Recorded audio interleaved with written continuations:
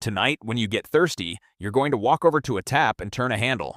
Cool, crystal clear water will flood your glass, and you won't think twice about it. But for 99.9% of human history, that tap didn't exist. Every single cup of water your ancestors drank was a high-stakes gamble. No water treatment plants, no charcoal filters, no chlorine.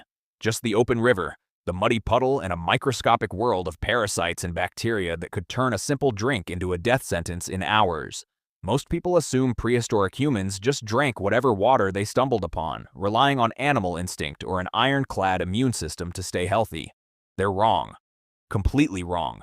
If our ancestors had simply bent down and drank from every sparkling stream they found, our species would have been wiped out by cholera, dysentery, and parasites before we ever left Africa. So how did they do it? How did they survive for hundreds of thousands of years without sanitation technology? The answer is a brilliant, unwritten system of Stone Age science. A safe water code written into their culture, their memory, and the very landscape itself. First, understand that water gets dramatically less attention in ancient survival conversations than fire or food, even though it is just as completely non-negotiable for staying alive.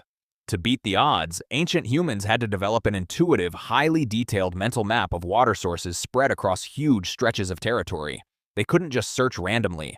They had to carefully track seasonal changes, knowing exactly which water sources reliably dried up and which ones froze completely solid in winter.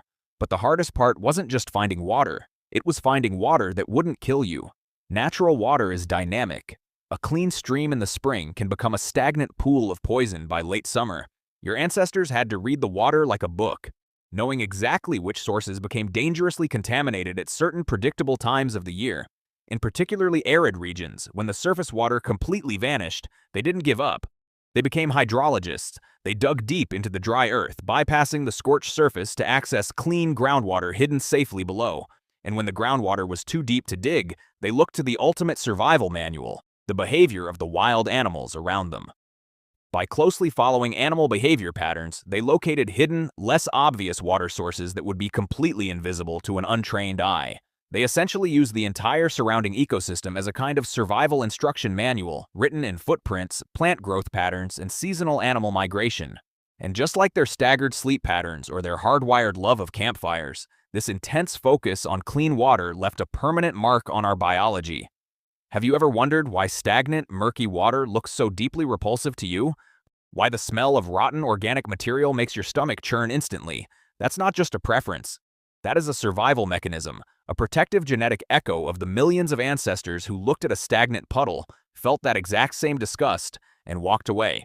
The ones who didn't feel it drank, got sick, and disappeared from our family tree. We are the descendants of the ones who paid attention. Today, we trade our freedom for productivity, sitting under artificial lights, staring at screens, and setting our thermostats to 72 degrees. We conquered the cold, we conquered the dark, and we conquered the water. But next time you turn that tap and watch clean, safe water pour out without a second thought, take a moment to look at the glass. Reaching that level of effortless safety cost our ancestors hundreds of thousands of years of trial, painful error, and hard-won memory. You didn't invent warmth, and you didn't invent clean water. You inherited your life from the most obsessive, brilliant engineers and mapmakers to ever walk the earth. The tap is running. You're safe. The water won't hurt you tonight.